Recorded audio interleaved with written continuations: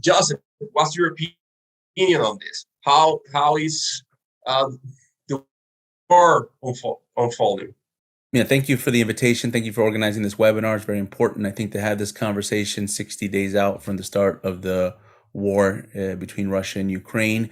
I share a lot of the same opinions as Jérémie. I think in many respects, what the Ukrainians have done, particularly the Ukrainian military, but also the Ukrainian people, has demystified to some level what is the Russian military. What we've seen over the years, beginning with Chechnya, even Georgia, South Ossetia, Syria, and some of the military actions that Russia has taken over the last decade or more, has kind of put like a mystical image around the Russian armed forces, that they are overbearingly powerful, infallible, and that they have this overreaching capability. And what we've seen is that, yes, they have plenty of bombs, they have plenty of infantrymen, but they're lacking in some very specific areas that are very important for warfare. The first is logistics. There's a saying in the armed forces that experts talk strategy, but professionals talk logistics. And for anybody that's been in a combat environment, logistics matter. The beans, bullets, and band-aids, as they say in the military, are very important. If you can't feed or transport or provide care for your soldiers, you're not going to be able to fight for very long. And what we've seen is the logistical capabilities of the Russian armed forces is severely lacking. Their vehicles don't have the maintenance echelons. Their fighting troops don't have the support networks. And I heard a statistic recently that for every 5 Russian soldiers, only 1 is dedicated to logistics. Those numbers are completely imbalanced. In fact, in the United States, it's the opposite. We have probably 4 logistical soldiers for every 1 infantryman that's on the front lines in any combat environment. So I think that was clearly been evident, the Russians' deficiencies in logistics. The second is something I think that we learned, and maybe the Ukrainians knew this ahead of time, but they've certainly put it on display, is the Russians are somewhat deficient in urban warfare. They're very good at bombing campaigns. They're very good at open-ended territorial maneuvers. But when you get into house-to-house urban situations, it's kind of an equalizer in combat, because it can take away the air superiority of a more powerful military in terms of conventional force. That we've seen this in the Middle East, even with the United States. And I served in Iraq on a couple of occasions. And once you get into urban towns, the game changes somewhat in terms of engaging in combat operations. So the Ukrainians, I think, did, as Jérémie mentioned, I think they did a great job at resisting, at defending, but most importantly, at demystifying what is this kind of image of what was the Russian armed forces. And I think people are realizing that they're not unbeatable, and that they have a lot of bark, but maybe their bite isn't as strong as possible. Now, let me caveat that by saying that this could change in Donbas, right? Because a couple of factors play into Russia's favor there. One, it's a lot closer to its border and its military bases, so they don't have to pre-position themselves in Belarus or in other parts where they have military positioning, but it's not as strong as they have in their original home bases. So it's much closer. The logistical convoys are much shorter to be able to go in Donbas. And probably the most important is they already have a level of popular support. The war in Donbas has been raging for many years, pretty much since the annexation of Crimea. The separatist movements that have been very active in that region of eastern Ukraine are very key to Russia's ability to project itself inside the country. So I think to some level this can change. And Donbas is much wider in the terms of it's not as urban as Kiev or some of the other cities that Russia was trying to attack early in its invasion. So this could actually help Russia, if it what goes in their favor, to help correct some of those mistakes and kind of help their image, so to speak. Although, to be honest with you, I don't know if I think the cat's out of the bag. I don't know if Russia's going to be able to just pull the wool over everybody's eyes again and try to make this big image of this overbearing and overly powerful Russian military. I think people have seen their deficiencies, and once you see there's deficiencies, that's kind of out there. It's hard to put it back. My last, I think, statement, what I'll say is, and this is kind of a general context and maybe a point of additional conversation, Janiel, but war is fought on many different levels. And right now, I think we're concentrated on the physical domain of war, is what we're seeing in actual Ukraine, is what most people understand in terms of war. but wars fought on many different domains and many different dimensions. And I think one element that is not talked about as frequently as it could be is the economic dimension. And I think that's probably the area of this war that's going to be most affected, particularly in Latin America. I think a lot of your audience is in Colombia. And I believe it was part of Vladimir Putin's calculations to invading Ukraine. I think he understood that the military resistance he would face from NATO or from the West wasn't going to be to its maximum extent. Although I think he probably underestimated the resistance he was going to face from the Ukrainian armed forces and its people. But nonetheless, I think he anticipated an economic blowback. But with that economic blowback, and I'm referring to the sanctions, I think Vladimir Putin calculated that he's his center of gravity in terms of his economic positioning globally is advantageous, given that Russia provides a lot of the wheat and fertilizer in combination with Ukraine to a good part of the global south, a good part of the developing world. And I think this is part of that calculation, because as this war intensifies and prolongs, and now I see there's some advantages to Vladimir Putin prolonging this war, he's able to hold certain countries hostage who need this wheat and fertilizer to be able to feed its people or to feed other people in its surrounding territories. We could get into the economic dimension a little bit, but I think that's an aspect of this war that is playing into Russia's favor, even if the physical war right now is not. How you think probably maybe Vladimir Putin was involved in it by the retrenchment and in some cases the inaction and misconduct of Western powers in other recent conflicts? Like, for example, I was listening to President Biden just a couple of weeks ago saying that if a chemical attack occurred in the Ukrainian war, that would be like a red line. I couldn't help it. I remember how Barack Obama also mentioned some sort of a red line also in the Syrian armed conflict if chemical attacks occurred, and eventually they did. It wasn't like was not moving forward probably with that statement. Or I can think of the process of withdrawal of American troops in Afghanistan. Now, taking this in consideration, and on the other hand, this mystic image of the mighty Russian military power that crushed the Chechen resistance, that went to war in Georgia, that bombed entire Syrian cities. Do you think these two matters actually convinced Vladimir Putin of moving forward with this invasion? I have kind of a mixed opinion because I do believe that some of the recent events, particularly the withdrawal from U.S. forces in Afghanistan, does play some factor into these type of calculations because obviously you if you're Vladimir Putin or if you're any authoritarian leader that has kind of hegemonic ambitions, you look for these moments of weakness to be able to project strength. So maybe this does play into that calculation. However, I say a mixed opinion because I don't think that this strategy to begin a conquest on Ukraine, it began with anything that happened in the last year or 2 years or 3 years. I think if you follow Vladimir Putin's career, I mean, he's been very clear about Ukraine in particular, but many different parts of the former Soviet republics, viewing that as kind of a disaster for the Russian Empire. I mean, he looks at this going back in the lens of history to the Kievan Rus time frame, where he talks about the birth of the Russian Empire, the exportation of Orthodox Christianity from Kiev to what's now the Federation. And so he makes all these historical arguments because obviously he's playing into the nationalistic sentiments of the Russian people. But as Jérémie mentioned, I think, the writing was on the wall. This is one of the most telegraphed invasions, I think, in history, at least in the 21st century. The question was always when. The time, the exact timing, the exact date, the exact month is always up for analysis.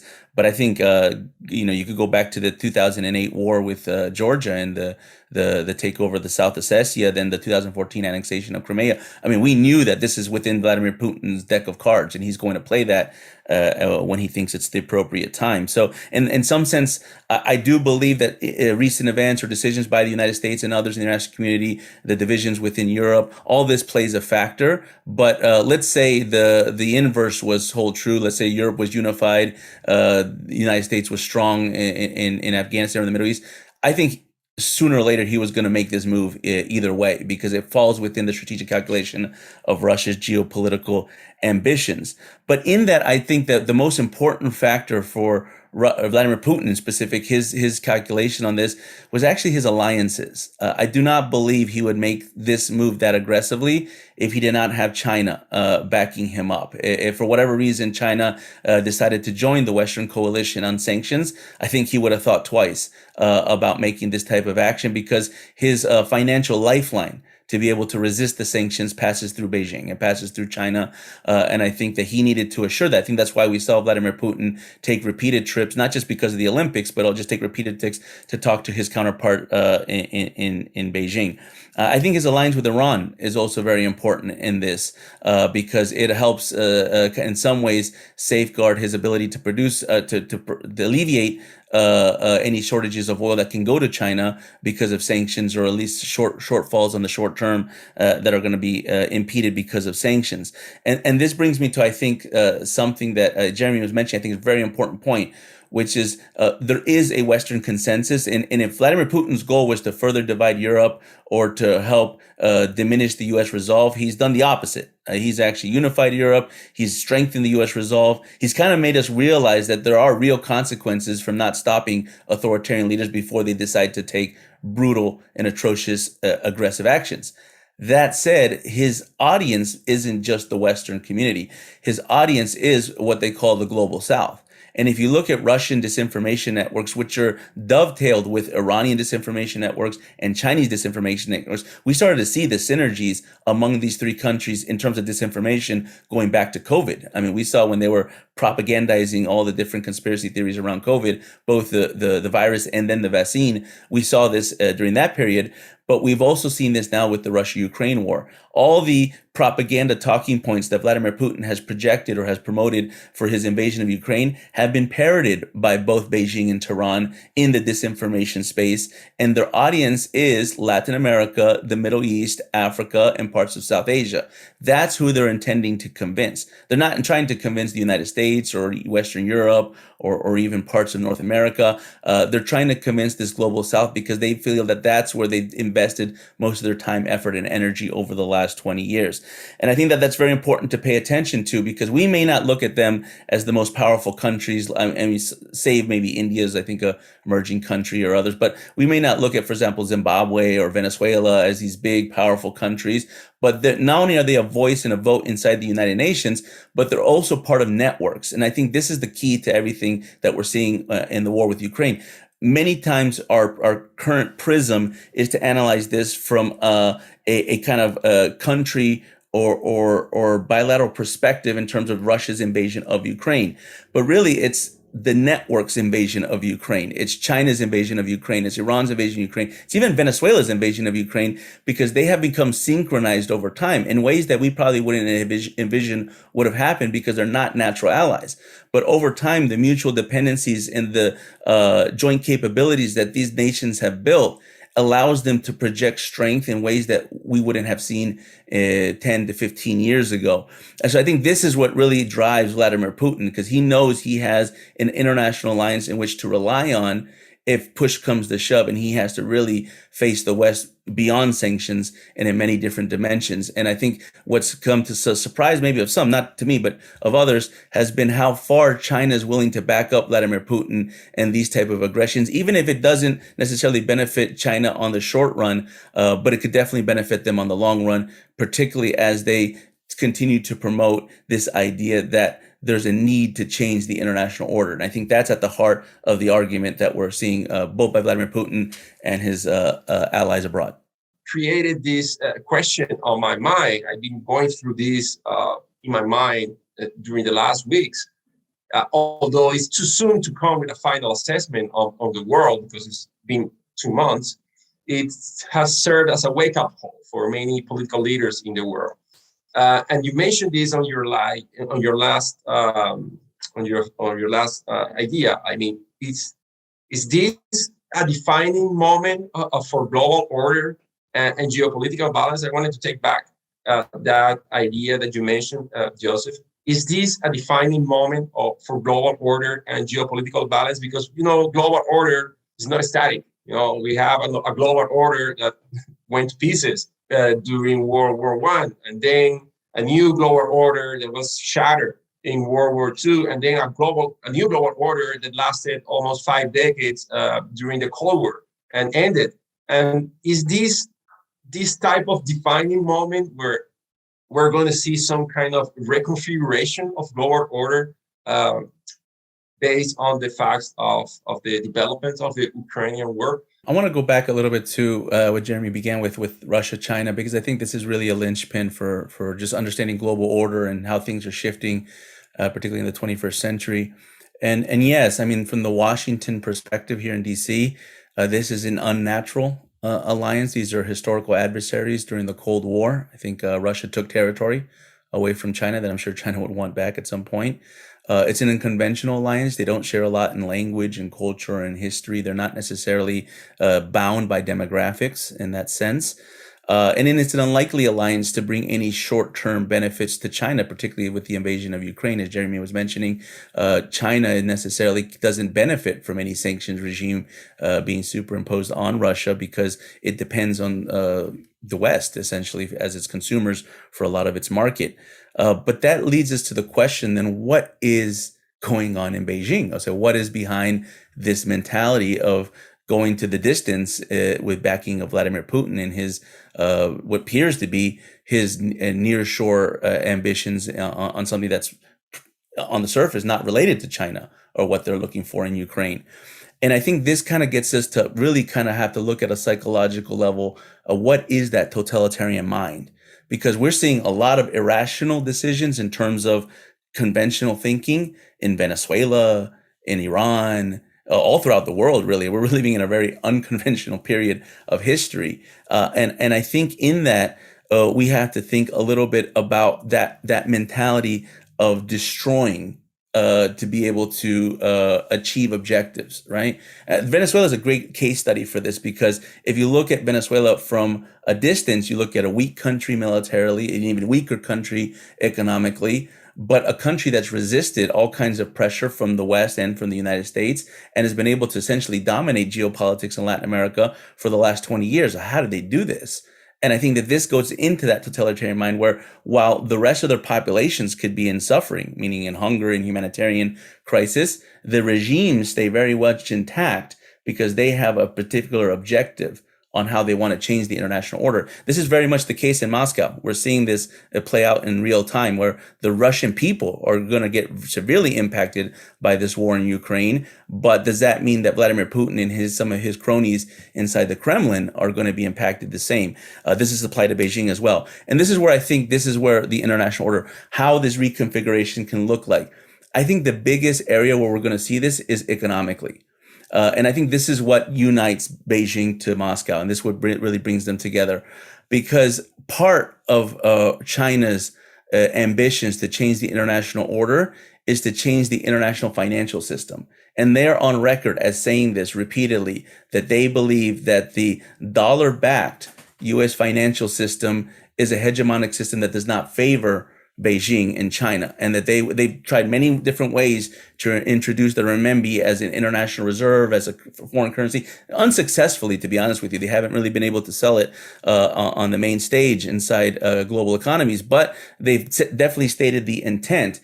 And what this can show us here, and I'm going to give a data point to kind of emphasize this, is it shows us as an inflection point that they can capitalize for that specific purpose. Prior to Russia's invasion of Ukraine on February 28th, I believe, of this year, Russia's electronic payment system, which is called the SPFS, had upwards of about 30 some odd banks in about 9 countries around the world that participated in that system. CEPS, which is the Chinese payment system, had a little bit greater, but not too much. Since the Russian invasion of Ukraine, then this is according to the Russian foreign ministry. I mean, if you believe their numbers, but take it for what it's worth. But according to them, they have more than 40 countries and 400 banks around the world that have joined up to the system. How is that happening? Because the disinformation that surrounds the invasion of Russia and Ukraine is to say that the sanctions being imposed by Europe and the United States is a form of economic warfare that's not meant for commercial reasons, but is it meant to destroy population, civilization? Now, this is a false narrative. This is disinformation. But the thing about disinformation, if it's carefully crafted, it can work. And apparently it is working on certain segments of the global population, as I mentioned before, I believe aimed directly at that global south. And Russia has a great tool to be able to leverage this disinformation, which is what I mentioned earlier, wheat and fertilizer. And let's look at Brazil, for example, where 23% of Brazil's imports of fertilizer come from Russia. And if they don't get this fertilizer, not only are they going to be hungry, but China will be hungry because they're the main producer and exporter of agricultural goods to China. Colombia, I think, is upwards of 25% of your wheat and fertilizer comes from Ukraine and Russia. So what I see happening in the future is I see Russia and China together making a calculated global move to essentially hold part of the world hostage and say, if you want to receive these necessary goods for your people and your population, then you have to do non-dollar denominated trade, non-dollar, non-euro. And whether it's backed by the renminbi, whether it's backed by the ruble, whether it's backed by some type of cryptocurrency or central bank digital coin or whatever they create, it's what they're going to look to shift. And if they're successful, we will see more countries joining that new economic bloc and that new economic system. That's why India and Brazil are in that conversation. And that's very concerning, because if India and Brazil decide that it's better to move in this economic orbit because they're fear of sanctions or they're just fear of instability, then we can look at a game changer in terms of the economic order, which is what the rules-based international order has been based on for the last 100 years or so. Awesome remarks. I'm going to change the order a little bit because I want to continue this path. I mean, you mentioned Venezuela, you mentioned Colombia, of course. It's not a mystery that Colombia and Venezuela are not going through the best geopolitical relations over the past years. It's also no mystery that if you put this on a geopolitical terms, I mean, the discussion on the table will suggest that Colombia is not on the same, and Venezuela are not on the same geopolitical agenda, right? They have different strategic allies. Now, we are going through a very complex political process domestically. And some analysts are talking about the necessity to reconsider at least how our national security could be jeopardized as a consequence of the Ukrainian war. I'm going to explain myself. The Russian invasion of Ukraine has put on the table again the discussion over conventional threats, right? I mean, military conventional threats. We have a strong army in terms of counterinsurgency type of irregular warfare, but not necessarily a strong army or air force in terms of conventional threats. Now, do you think that this scenario in Russia, Ukraine could trigger this sort of discussion in the region in order to probably start, a military race between hostile neighbors that are not going through the best relations in geopolitical terms? And meaning exactly, my question goes exactly to the relation of Colombia and Venezuela. No, I think this is a very important part of this equation, one that's not very discussed too much. I know in Colombia, having just visited your country, that there is some discussion about this. There's a lot of discussion actually about the Russian presence inside Colombia, which has increased dramatically over the last several years. I know there's been several cases of alleged espionage, money laundering, other kinds of activities that have been happening inside the country that draw up a lot of questions of why is Russia increasing its presence so visibly or so intensely inside Colombia. But let me backtrack a little bit here. Now, let me try to help unpack why the Russian invasion of Ukraine really is benefiting the Maduro regime. First, let's talk about the argument, right? Now, this is disinformation. This is, I think, a false argument, but nonetheless, it's an argument that Vladimir Putin has now put into the table. about using historical precedents about how countries have changed and lines on the map have been redrawn, and saying that these are injustices throughout history that were never supposed to occur, and that somehow gives you the benign right to be able to recapture those lost territories over history. That argument, which is essentially the argument that he made with the denazification, all that with Ukraine, that argument is tremendously dangerous for every authoritarian around the world. Imagine how many countries can go through history and look at how the lines on the map have been changed and say, well, you know what, that should have never happened. I need that territory back. That argument absolutely is what the Maduro regime is now shaping in terms of its disinformation campaign towards Colombia. Because remember, that was one country in the 17th century, but also towards Guyana on their eastern side, which half of that country is in a legal dispute because they believe it's Venezuelan territory, or at least they claim it's Venezuelan territory. And there's a lot of legitimacy to that claim in terms of the perceptions of the Venezuelan people. I think 9 out of 10 Venezuelans, if you ask them, would say the Essequibo, the western part of Guyana, is their territory, and that it was unjustly lost. And so I think that these arguments that Vladimir Putin has now inserted into the public conversation in terms of propaganda is now being used by other authoritarians around the world, and most notably in Venezuela. But beyond just the propaganda aspect of it, I think that the modus operandi of how Russia has used military exercises as kind of a precept for potential military mobilizations and, as we've seen in Ukraine, military actions is something that we need to be very careful to look at. We know that Russia and Venezuela carry out joint exercises. Most of the time, they carry it out on that side of the world. They carry it out near Russia or in surrounding territories, Belarus or others. But it looks like this year there's a possibility that the Russian Army Games, which is one of the largest Russian military exercises, I believe there's 45 countries that participate. There's a possibility, at least they're propagandizing around this, that they may hold part of that military exercise in Venezuela this summer. If that is the case, then you can be assured that that will be used as a sort of provocation against Colombia, against Guyana, because this fits within the geopolitical calculations of the Maduro regime. And one more point to this, let me say that the Russian strategy on how to use conventional and mix the asymmetric, the hybrid warfare doctrine, I don't think we've seen it play out yet in Ukraine. I think in many ways, I think they try to do a snatch and grab on Kiev, and it blew up in their face. And they really kind of realized that, oh, you know what, we should actually take care of more of our logistics and our military, because when you get into conventional warfare, it's not just propaganda and a bunch of fancy tricks. You have to actually know how to move from A to B in a military fashion.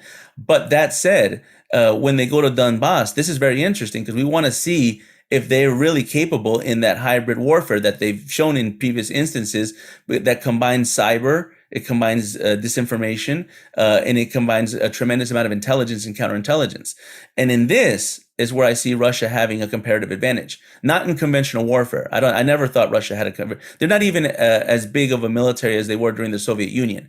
So, and even during the Soviet time, we saw limitations on their military capabilities. So I think if Venezuela tries to emulate any of the conventional tactics that Russia has shown in Ukraine, they will have a worse time than Russia has had in Ukraine, even against Colombia or any other military in the Western Hemisphere. That said, I don't believe that's Venezuela. I know that's not inside Venezuela's military doctrine, and I also know that that's not what Russia would probably be best advising for Venezuela. So I think we have to look at how Russia uses hybrid warfare, the combination of cyber, disinformation, and intelligence and counterintelligence, in combination with how they're going to implement that inside Venezuela. We've seen elements of this already, but I think the Donbas, this phase of the war, can be very instructive for the conflict that's happening between Venezuela and Colombia. Joseph, your final remarks. Yeah, I'll be quick. I think the scenarios that Jérémie painted out are very plausible. So I think that lays out kind of the different options that can unfold in the Russia-Ukraine war. I'd say that if I were to take a guess, a bet, I mean, really, we have no real precise calculation on this. I say it's very possible that Russia loses the ground war in Ukraine. I think we've seen that, as I mentioned before, we've seen the deficiencies on their combat strategies. We've seen the inefficiencies in their military logistics and being involved in combat operations in different theaters. I know that logistics is supreme. If you're not going to have a logistic, and you're not going to make that up overnight. I mean, you're just not going to be able to correct those deficiencies in a few days or a few weeks. But that said, as I mentioned, warfare is fought on many different dimensions, not just in the physical. So I could see Russia going through short-term pain for mid-term gain, meaning they lose the physical battle in Ukraine, but they win the propaganda battle among a different significant portion of the global population that starts moving in the direction of this new kind of multipolar force of Russia, China, and Iran, and their version of what should be the international order. I think that this is really going to have a lot of costs for a lot of people. I think one of the most overwhelming costs is not just the price of gasoline, which everyone's seen skyrocket for different reasons, but I think is famine and food insecurity. This is a very serious problem. Russia and Ukraine combined is about 12% of the global calories consumed in the world. I mean, we're talking about a lot of people are fed through these two countries. And as they're locked in a war, that means supply chains are disrupted and many people aren't getting the ingredients they need for simple things like bread.